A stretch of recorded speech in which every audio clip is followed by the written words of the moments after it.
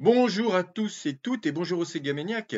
C'est sous la lumière d'un pâle soleil d'automne, mais c'est également le soleil du 22 novembre, le jour de mon anniversaire. Et oui, et c'est aujourd'hui que je suis motivé pour vous préparer une nouvelle petite vidéo. Alors j'ai abondamment commenté le succès de la Sega Genesis à travers Tom Kalinske, autant dans mes deux livres, hein, les chroniques de Maître Sega, qu'à travers les vidéos. Voilà, alors je ne vais pas revenir sur cette guerre prétendue, hein, qui relève pour moi plus des fantasmes que de la réalité. Évidemment, je respecte les avis des uns des autres, hein, chacun ses croyances, hein. On peut penser que Sega a décliné parce que le 32X, parce que la Saturn. Moi, je vous propose une autre version, une autre vision qui s'appuie sur des chiffres bien réels, hein, un mal bien plus grand, bien avant ces petites péripéties de stratégie ou de technologie, hein, qui pour moi ne pèsent rien, hein, comparé au mal grandissant qui est apparu très vite chez Sega, que ce soit Sega Japon, mais a fortiori dans les filiales européennes et américaines. Donc voilà, chacun est libre de penser, bien sûr, hein, chacun y va de son idée, de son scénario, hein, sur le déclin de Sega. Je me demandais toutefois, alors on croit, hein, voilà, à ces histoires ou à la mienne ou à d'autres, hein, peu importe. Je me demandais quand même, je me suis posé la question, en reconstituant les différentes pièces du puzzle, je me suis demandé pour quelles raisons on avait pu inventer, sortir autant de légendes urbaines, autant d'anecdotes, souvent folkloriques, hein, et qu'elles avaient été finalement intégrées dans des livres de manière très sérieuse et pour créer vraiment une mythologie, hein. Parce que voilà. Et je me suis dit que c'était finalement la désillusion, la déception. J'ai déjà fait une vidéo là-dessus. Je me suis dit que les joueurs Sega étaient tellement en souffrance, hein, à travers le monde, mais surtout en Occident, aux États-Unis et en Europe, qu'il a fallu chercher des vraies raisons. Alors parfois, hein, on va même chercher dans les poubelles, hein, en racontant des histoires vraiment hallucinantes de services après-vente, de méga CD qui ne fonctionnaient pas au début, 32X au début qui ne fonctionnaient pas non plus. Enfin bref, à force de vouloir trouver des raisons, hein, on finit par raconter un petit peu aussi des choses qui sont complètement insignifiantes, en rapport avec évidemment tout ce qui est dans ce business, dans les industries, hein. Parler de toutes ces défaillances, c'est vraiment anecdotique puisque ça arrive finalement à toutes les sociétés internationales de l'électronique. Voilà, bon, je recommande pas. Donc je me suis demandé, voilà, effectivement, pourquoi tout ça avait jailli.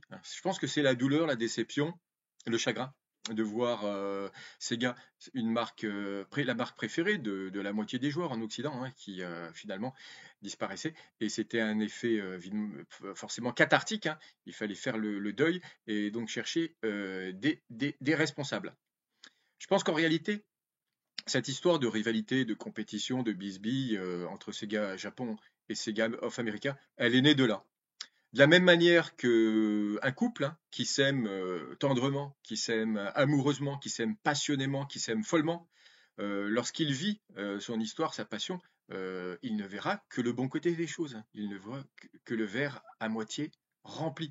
Et là, c'est merveilleux. Si de l'intérieur comme de l'extérieur, vous raconterez, mais ce couple est merveilleux, tout ce qu'ils font, c'est bien, c'est merveilleux. Simplement, le jour où ils se séparent, c'est là qu'on voit le verre à moitié vide.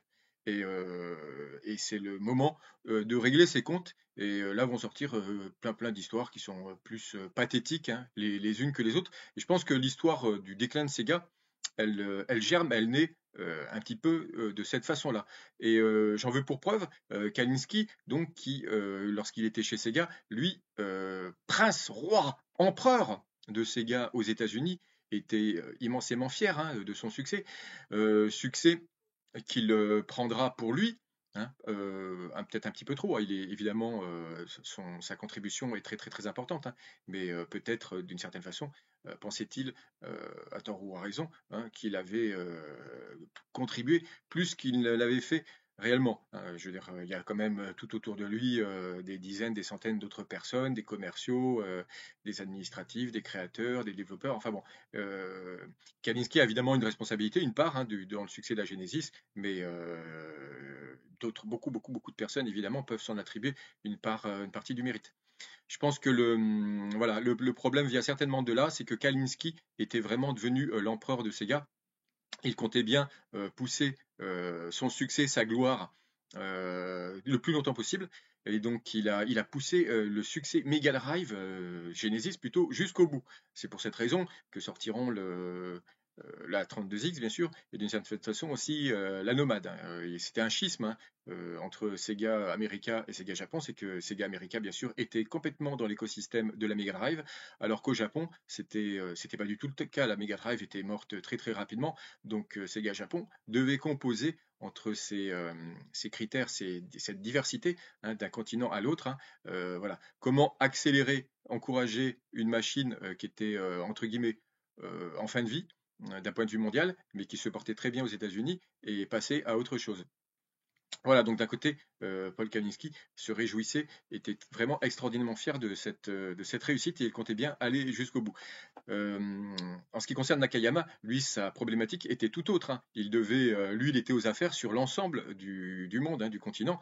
Donc les États-Unis représentaient un quart, un tiers du chiffre d'affaires, mais le succès de Sega était évidemment lié aux autres départements, aux autres continents, à l'Europe, mais surtout aussi au département arcade, hein, et dont on parle quasiment jamais. Mais c'est le département arcade qui était la vache à lait et qui permettait à Sega de développer ses machines et parfois de faire des erreurs, hein, des erreurs stratégiques, des erreurs technologiques, hein. Voilà, il va soutenir les différentes consoles grâce à la manne financière générée par les machines d'arcade. Ça, c'est ce que je pense que Kalinski n'aura pas trop compris. Parce que lui, d'une certaine façon, il va fermer les yeux sur une réalité, hein. C'est que quand bien même le chiffre d'affaires de Sega ne cessait de monter, hein, n'a cessé de monter, de doubler, tripler, etc., dès 93, pourtant, les États-Unis, hein, ça c'est très surprenant, mais donc dans les résultats 94 qui sont annoncés pratiquement en mai, en juin 94, hein, puisque l'année fiscale de Sega est décalée, hein, c'est du 1er mars d'une année au 1er mars de l'autre.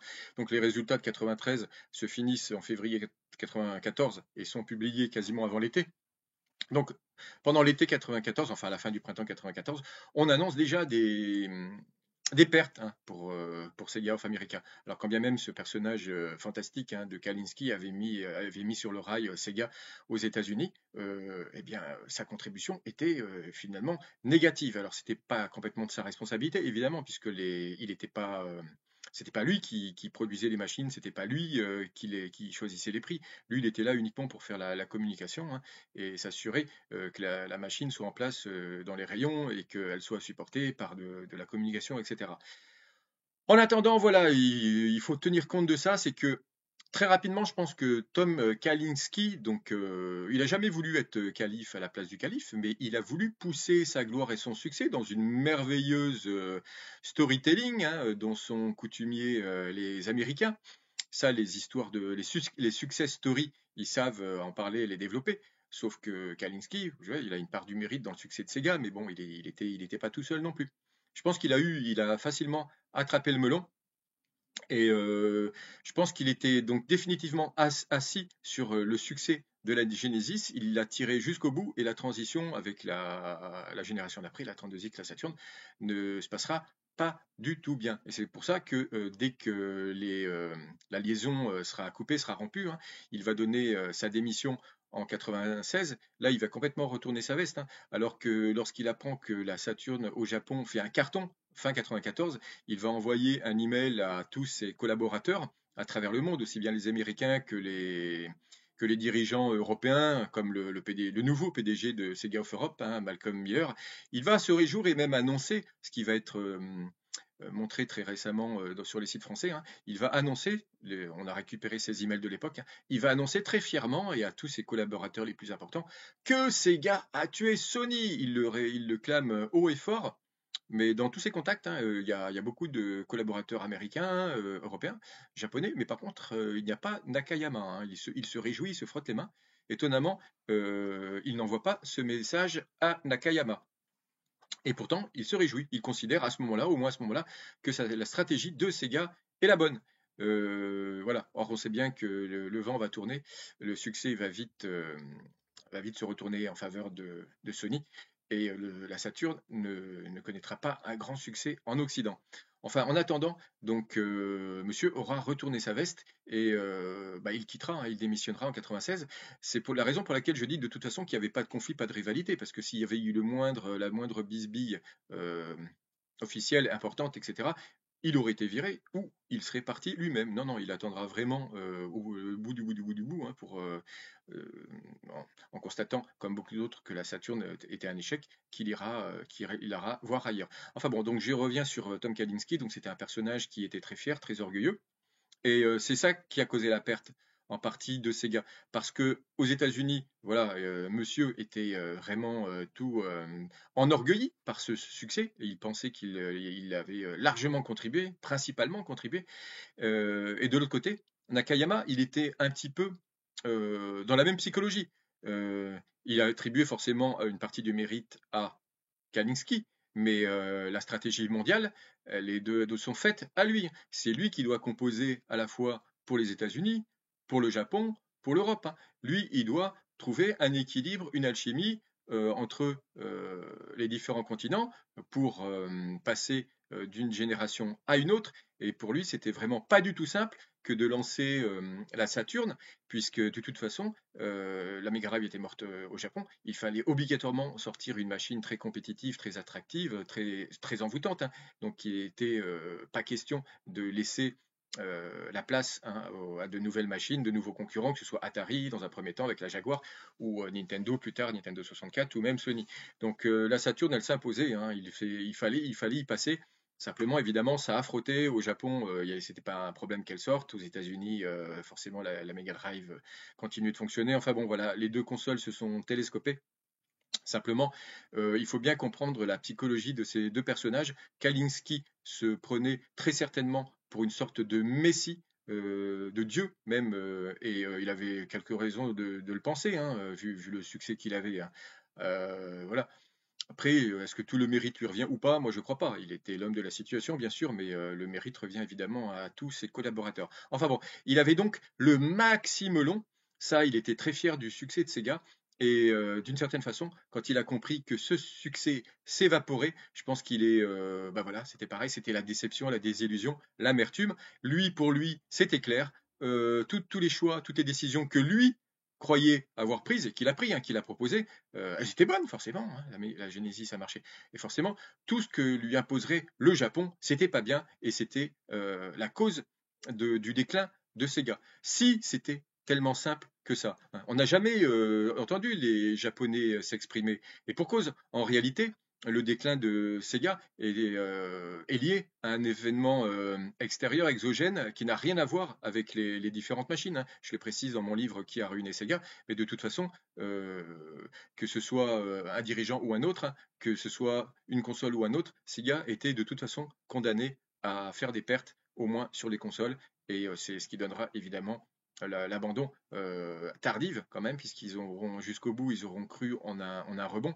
mais Sega n'avait pas les épaules de toute façon pour produire les consoles. Le modèle business était construit sur des années très favorables, avec un yen très très bas, des monnaies fortes, hein. Ils espéraient sûrement, les Japonais, que ça allait durer l'éternité, mais ça n'a pas du tout été le cas.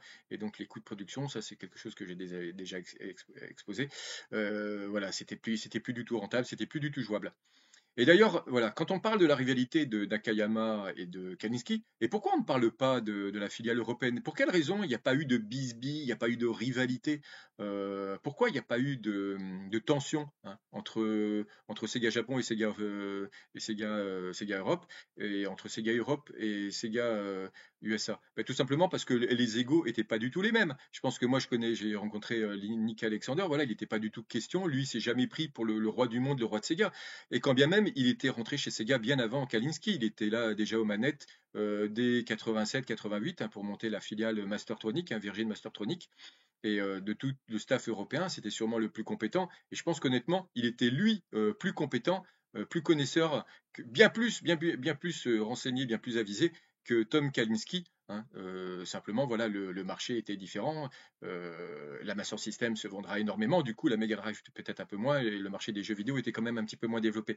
Mais comment se fait-il que on ait inventé une rivalité entre Kalinski et Nakayama, et que par contre, en revanche, rien du tout, hein, sur les filiales brésiliennes, bon, même si c'était qu'un distributeur, Tectoy, hein, mais rien du tout. Mais tout simplement parce que ces histoires ont résonné, ont sonné par l'amertume, l'esprit revanchard d'un personnage, hein, que je pointe maintenant du doigt, qui s'appelle Tom Kalinske. Il n'a jamais pu digérer, accepter l'idée, et ça se comprend, hein. C'est pas, on aurait été à sa place, on aurait certainement la même réaction, mais donc il n'a jamais pu digérer finalement de passer à un état de grâce, la Mega Drive, à finalement à la désillusion, quoi, au déclin, à la fin de Sega.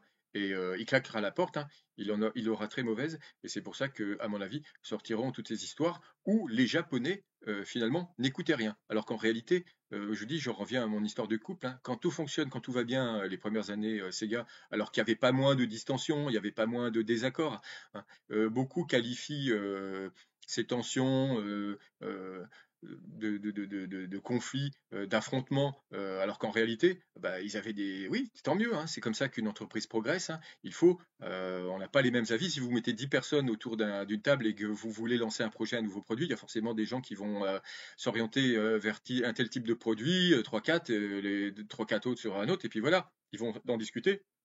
Ils ont des avis divergents, ils vont se friter un peu, et puis finalement, après, il va se former un consensus à l'allemande, hein, et c'est ce qui permet d'avoir finalement les meilleurs produits, hein, en examinant, en opposant, en comparant des conceptions, des volontés, des stratégies divergentes. Finalement, on essaie de trouver un juste équilibre entre tout ça, et je trouve que c'est de très très très mauvaise foi de raconter et d'inventer des histoires où l'un ou l'autre aurait imposé ça, alors qu'en réalité, Sega America et Sega Japon, au final, se sont toujours serré la main. Tout ce qui a été décidé était d'un commun accord. Et je trouve ça, remettre ça en cause après être parti de la part de Kalinske, c'est pas du tout fair play.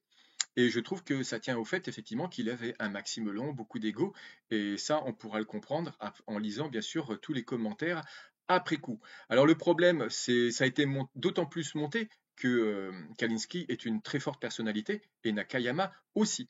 Et ce qui me, finalement, ce qui peut les réunir, hein, les rejoindre, et ce qui peut avoir donné beaucoup de grain à moudre aux personnes qui pensaient qu'il y avait un conflit et une bataille, une rivalité, c'est que je crois qu'en fait tous les deux étaient complètement possédés par leurs ambitions, hein. Sega Kalinske, lui, il pensait être l'empereur du jeu vidéo aux États-Unis, hein. Il avait battu Nintendo, hein. Il avait fait des radios, des télés, c'était la success story incroyable, hein. Il voulait continuer à surfer là-dessus sur la vague, hein, à devenir le personnage, un des personnages les plus importants du jeu vidéo. Il aurait aimé rester avec la Saturn, la Dreamcast et compagnie. Enfin bon, il se voyait déjà. Il était en haut de l'Olympe, hein. Il avait atteint le en haut de l'Olympe. En Amérique, il n'était pas question de redescendre. Et de l'autre côté, au Japon, c'est pareil. Nakayama, lui, il était là déjà depuis plus longtemps, hein, mais je pense qu'il se considérait évidemment, et il l'était, lui, c'était lui le vrai dieu. C'était le, enfin, il avait son conseil d'administration, mais au vu du grand public, hein, c'était lui qui prenait les décisions. Et évidemment, il avait certainement pris un petit peu la grosse tête, mais donc ça a certainement été un choc des égaux. Et c'est plutôt ça, même si c'est pas le mal principal. Moi, j'y vois une conséquence, hein, à ce que je soulignais dans mon livre, c'est que leur orgueil, leur fierté va les pousser à s'engager dans une voie qui va les mener dans le précipice. Kalinske est tellement persuadé qu'il est le dieu du jeu vidéo aux États-Unis, bah, qu'il va complètement aller dans la politique imposée par Sega, c'est-à-dire vendre un maximum de consoles. 2 millions, 4 millions, 5 millions, 7 millions, voilà, chaque année, pour en vendre finalement 20 millions au final, hein. Et Nakayama, c'est pareil, hein. Il faut vendre des Master System, il faut vendre des Game Gear, il faut vendre des Mega Drive. Alors c'est rentable, hein, au tout début, hein, 90, 91, 92. Et là, ils sont un petit peu emportés par l'élan. Je pense que aussi bien Nakayama que Kalinske, ils sont emportés par l'élan. Le succès est exponentiel. Ils gagnent de l'argent en plus, hein, puisque ils ont quasiment la distribution de tous les jeux au départ. Donc la console est vraiment très recherchée à un prix rentable au moins au début. Et après, ils sont pris par la spirale de gagner des parts de marché, de résister à Nintendo. C'est pour ça qu'ils vont fermer les yeux. Ils vont tous les deux, hein, je pense que c'est partagé là-dessus. Ils vont tous les deux vouloir, c'est la course aux chiffres, hein, la course aux parts de marché. Et Kalinske, lui, cerise pour le gâteau, supplémentaire sur le gâteau, pardon, c'est qu'en plus, il le double et il reste devant Nintendo 3-4 années de suite, en tout cas au moins pour les consoles de salon. Donc voilà, ils sont complètement portés et possédés par ce tsunami, cette vague qui les porte, qu'ils en oublient la chose la plus importante, c'est tout simplement de gagner de l'argent, que ce soit rentable. Et ça n'est plus du tout rentable très rapidement. En 93, Sega of America et déjà met de sa poche 2 milliards de yens. Donc il faudra avoir les bons taux de change à cette époque-là, mais c'est bon, c'est pas une somme folle, mais c'est symbolique, hein. Il perd déjà 15 ou 20 millions de dollars. Alors que Nick Alexander en Europe, lui, annonce des pertes beaucoup plus importantes. Et là, je fais le parallèle justement, alors que Nick Alexander hein, était dirigeant européen. Alors au début, hein, Sega Europe faisait plus de chiffre d'affaires hein, que les États-Unis, parce que le Master System n'a pas du tout fonctionné. En 90, 89, 90, 91, Sega Europe est plus gros que Sega of America. Ça va vite changer avec l'explosion de la Mega Drive, mais à certains moments, au moins au début de la Mega Drive et à la fin de la Master System, hein, les deux activités étaient comparables. Et Nick Alexander avait et du coup les mêmes responsabilités, le même niveau de responsabilité, et il pouvait avoir exactement les mêmes ambitions. Par contre, leur réaction par rapport à la politique de Sega et de Nakayama sera complètement différente. Vous avez d'un côté Kalinski qui va s'accrocher à son succès, à sa fierté, à son orgueil hein, de témoin, de messie hein, du jeu vidéo pour Sega aux États-Unis, alors que Nick Alexander, lui, il sera peut-être plus clairvoyant hein, sur les comptes. Il va jeter l'éponge plus rapidement en 94 quand il va voir les résultats complètement plongés de Sega, hein, avec notamment énormément de pertes hein, sur la Game Gear. Vous avez vu, je l'ai bien prononcé. Sur la Game Gear, donc il annonce qu'il y a plus de 15% de marge négative, mais c'est peut-être vrai aussi sur les autres machines. Hein, je vous ai raconté ça en vidéo. Lui, donc il peut plus. Il jette l'éponge, il peut pas supporter. On lui demande à la fois de gagner des parts de marché, de vendre et de porter ses gars au plus haut. Et en même temps, il y a le bateau qui prend l'eau, qui commence à couler. Il faudra virer des personnes. Hein. Voilà, je pense que et je reviens sur Nakayama. L'ambition, il a été dévoré Nakayama, et c'est probablement aussi le cas du conseil d'administration, puisque Nakayama en fait était probablement qu'une marionnette hein, des mains de Isao Okawa, le président, et de son conseil d'administration, enfin tous les actionnaires. Hein.